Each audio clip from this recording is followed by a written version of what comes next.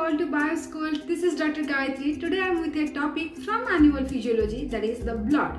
You know, the blood is the red magical fluid. We'll discuss in details about the blood in different sessions. Today we'll focus on the basics of blood. So guys, please watch the video till the end. So let's know in details about the basics of blood. You know, the blood is known as the transporting vehicle of cardiovascular system because it constantly circulates the fluid that provides the body with the nutrition, oxygen, and it also helps in the removal of waste product. In the cardiovascular system, you know, the cardio means the heart and vascular means the blood vessels. So the blood vessels here act as a road and the cardio is the heart, is the pump, and the vehicle is the blood. And that vehicle, it transports the different nutrients, also help in the removal of the waste product.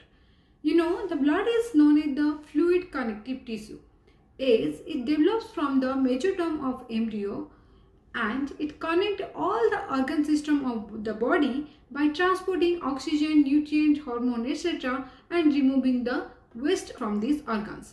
That's why it is also known as the fluid connective tissue. So now we'll see what are the functions of blood.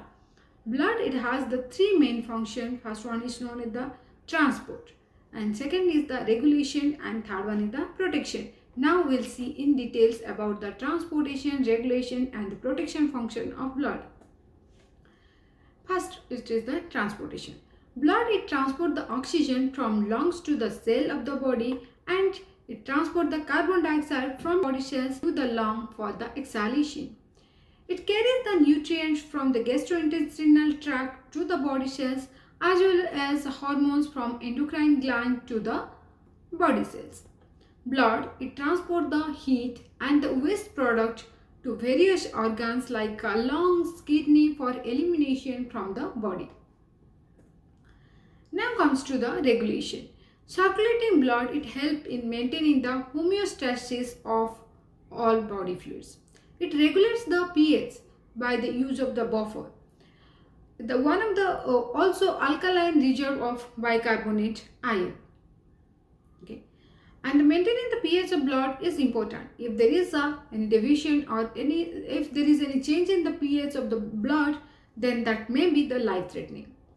It also helps in adjusting the body temperature through the heat absorption and distribution. Let's consider a case of exercise.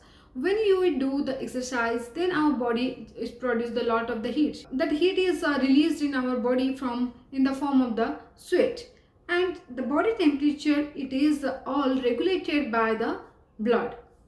In addition to that, the water content of the cell is maintained by the blood osmotic pressure. Protection. It prevents the blood loss. Blood can clot. When the blood, it flows through the blood vessel, it is a fluid-like in form. But when it is outside the vessel, it forms a gel-like the structure, and blood, it clots. The clotting of the blood that protects us against excessive loss from the cardiovascular system after the injury. Blood, it also prevents the infection. Blood, it has a component which is known as the white blood cell that protects us against the disease. In the coming session, we'll discuss about the components of the blood and their function. Okay, there are the several types of the blood proteins, including the antibodies, the interferon, and the complement. They also protect against the diseases. Now we'll see the physical characteristics of blood. Blood, it is considered as the denser and more viscous, that is the thicker than water, and it is sticky. The temperature of blood is about 38 degrees centigrade, that is 1 degree higher than the oral and the rectal body temperature. The pH of blood is alkaline, that is ranging from the 7.35 to 7.45, that is because of presence of the bicarbonate ion. The color of blood varies, and that depends on the oxygen content. If there is a high oxygen content like in the arterial blood, then that is found to be bright red in color. If there is a low oxygen in the vein blood, it is dark red in color.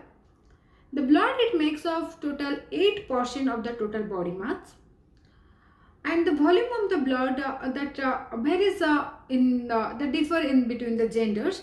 Like in the adult male, it is about 5 to 6 liters, whereas in the adult female, it is found to be 4 to 5 liters. That gender difference in volume of the blood, that is due to the difference in the body size. In traditionally, it is believed that the males they do the exercise and more the physical activity, so that's why they need the more volume of the blood to maintain that. But if the female is more physically active and is do the a lot of the physical exercise, then the case it may be the reverse.